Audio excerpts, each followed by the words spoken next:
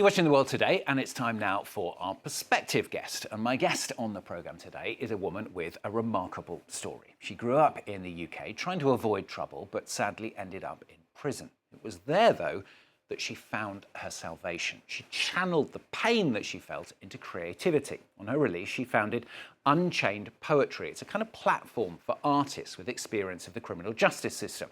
She also hosts Unchained Nights, evenings of inspirational storytelling through poetry and music. She runs workshops in prisons and women's community centres. She's also now a prison radio host, letting prisoners phone in their raps. Her show, Free Flow, is up for awards. And she also has a book, if that wasn't enough, Behind Bars, on punishment, prison and release. Lady Unchained joins us now. Thanks very much for being with us on the programme. Before we chat, let's just hear a little bit of your work.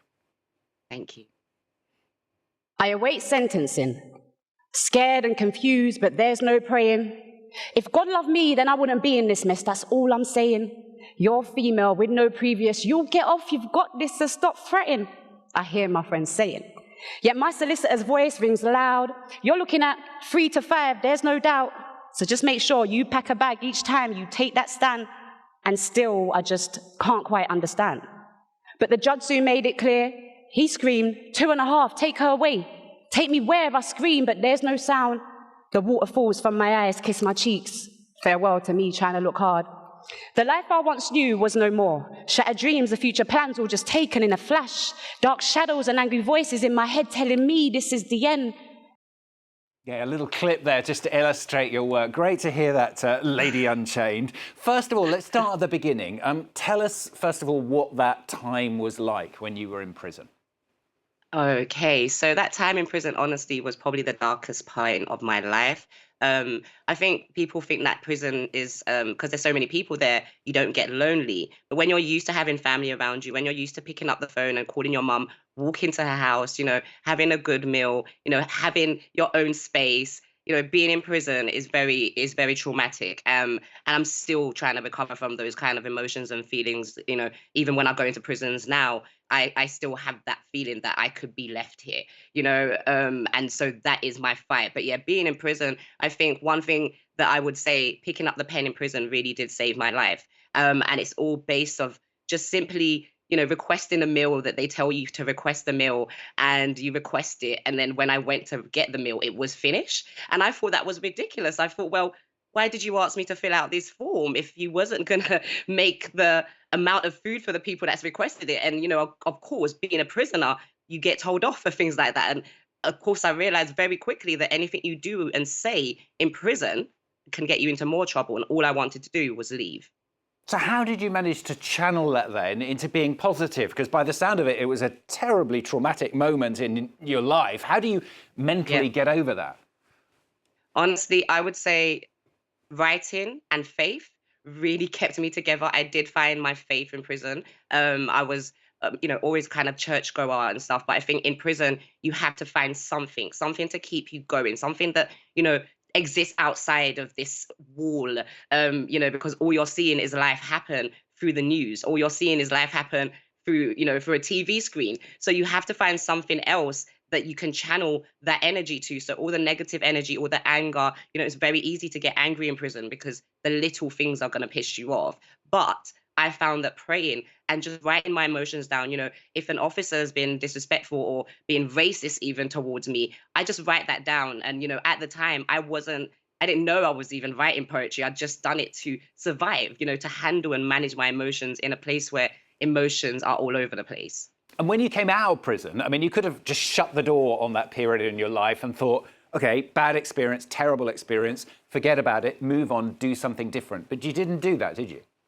No, I didn't. I think I got more upset, once I got out because, they tell you, you've got a release date. And when you get, that release date comes, you're free to go home and everything is going to go back to normal. But the truth of the matter is I never had a conviction. I'd never been in trouble before.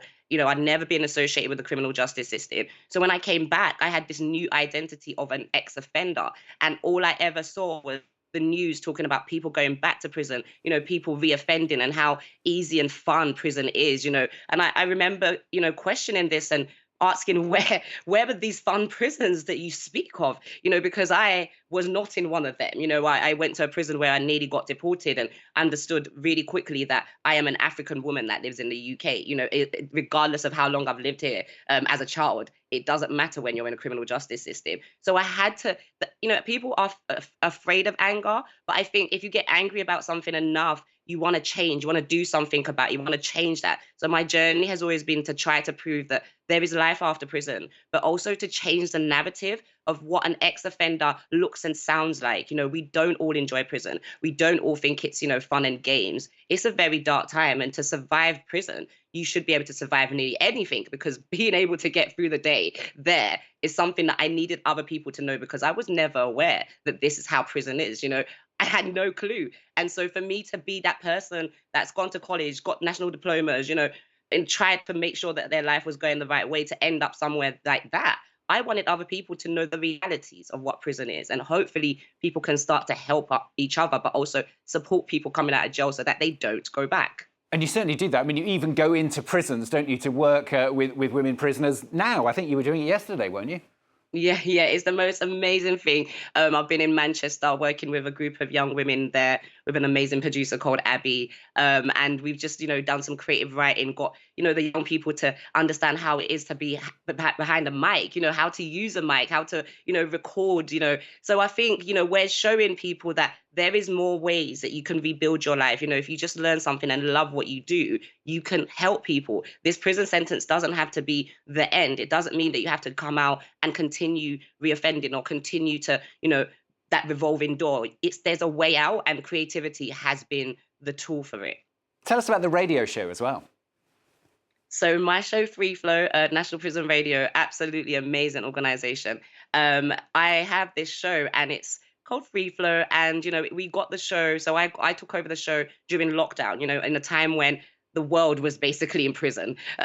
So I took over the show, and me and my producer just thought, wouldn't it be incredible if we can get them creative? Because during lockdown, there was no education, there was no visits, there was literally limited, everything was limited. So I thought, me and my producer just thought, let's put something on and ask them, do you want to write with me? Maybe call up, write. Of course, National Prison Radio, everything is very clean.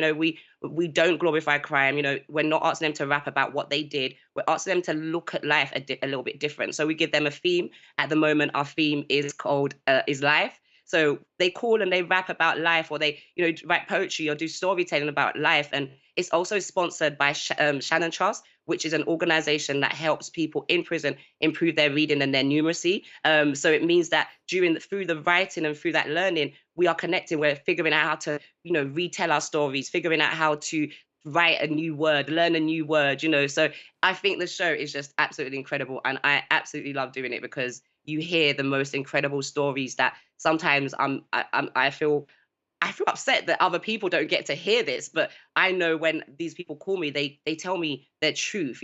Some of these children have been in care, they've been abused, there's a woman that's been in care, been abused, and there's more to their story than just that one day when they commit that crime. And I want them to understand it. So Free Flow allows them to just be heard and seen, and it's in all the prisons. So they basically become rappers, and other prisoners can hear it and call up and say, you know what?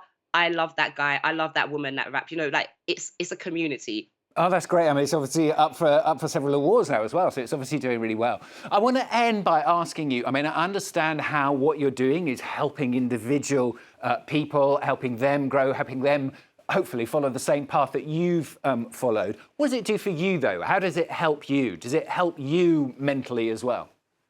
Oh, do you know what? Honestly, it does. It sounds crazy that sometimes I feel like the best moments I've had is going back into prison and doing workshops with, young people, women and men, because you see them pick up the pen, you see them, become creative, you see them read what they've said, and even sometimes see the acknowledgement that they're like, oh my God, I actually wrote this, and I think for me, that just shows me that if only I had figured out that I was a poet before, maybe I would have started all of this a little bit sooner. But I caught up and I realized that this is something that is going to get me work, but also in a good way. Like, I'm happy about my work. I'm very, very satisfied in, being able to go into the jail and help other people, because naturally it helps me, because it shows me that, I've come from this place and this is where I am today. And I'm hoping that it can show other people that they can do that too. Of course, I always tell them it's not an easy road. Of course, there's stress, just as life is, but honestly, it just makes me so happy to see that shine, or also to see people coming out of prison and not going back.